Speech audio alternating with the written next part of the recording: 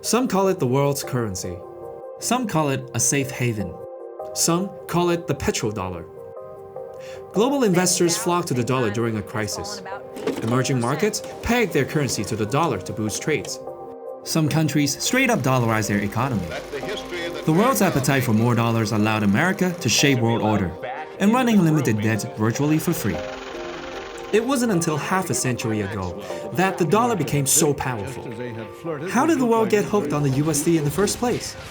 More importantly, will its dominance last forever? That the American dollar must never again be a hostage.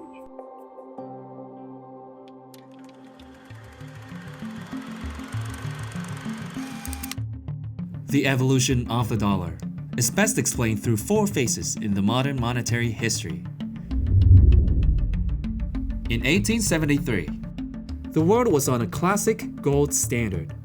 A gold standard means for every dollar the government printed, they must back that dollar up with gold stored in bank vaults.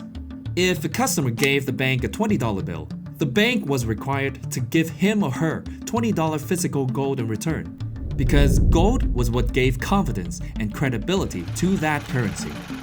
In fact, banknotes were originally receipts for gold, as written on the note itself. Though the country had seen unprecedented growth during this period, the USD was nowhere near its level of dominance today, just yet. The gold standard eventually broke down when World War I began, as countries turned to the printing press to fund their staggering military spending. The Great Depression in 1929 brought with it massive unemployment, bank failures, stock market crashes, and acute deflation. The United States eventually adopted a gold exchange system, which saw a downward adjustment to the gold reserve requirement from 100% to only 40%. The next period was when the United States really got a leg up.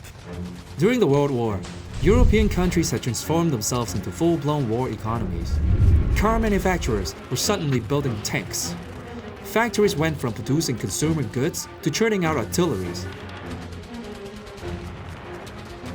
Well, thanks to the geographical advantage, American soil was largely unscathed by the war, and the workforce kept on supplying goods for the Allies, collecting much of its payment in gold. But in return for our goods, we were getting more gold than we could possibly use. In fact, we ended up with 2/3 of the world's monetary supply. The road to recovery called for stable currencies. 44 countries sent delegates to a historic conference in Bretton Woods, New Hampshire in 1944. Member countries agreed to peg their local currencies to the most stable currency on earth, the dollar, which in turn tied to gold at $35 per ounce, effectively giving USD the world reserve status on a golden platter. The world entered into a phenomenal post-war economic boom. But the system was always doomed to fail. Though all currencies were linked to gold through the USD, the Bretton Woods Agreement did not include a gold reserve requirement. In 1965, then French President Charles de Gaulle raised serious concerns over the United States' credibility. Le fait que beaucoup d'États acceptent par principe des dollars au même titre que de l'or pour les règlements à s'endetter et à s'endetter gratuitement vis-à-vis de l'étranger. He believed that the Federal Reserve may have printed more currencies than there were gold to back them up with. Various countries joined France in dumping the USD in the market in demand for shipments of gold, causing the United States to lose 50% of its gold reserves. In response to this global bank run on gold, then US President Richard Nixon gave a shocking announcement on August 15, 1971. I have directed the Secretary of the Treasury to take the action necessary to defend the dollar against the speculators. I have directed Secretary Connally to suspend temporarily the convertibility of the dollar into gold or other reserve assets, except in amounts and conditions determined to be in the interest of monetary stability and in the best interest of the United States.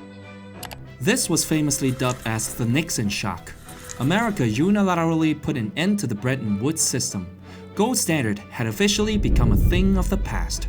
The world enters into a fiat system, along with its floating exchange rate as we know it, the evolution of USD was complete.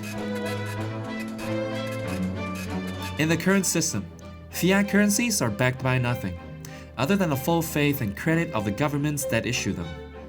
But the heavy reliance on the printing press, the disregard of the staggering national debt, along with the decline in purchasing power of the dollar over the past century, do worry some economists. While others believe that, being the world's most liquid currency, USD is just as good as gold, meaning it will never default on its debt. Although scholars have disagreements on whether the days of the fiat system were numbered, it seems to be broadly accepted that the world monetary system is due for a renewal. If you learned something new in this video, click subscribe and the bell icon to get notified for similar weekly interesting content. For instance, is the global economy going backwards?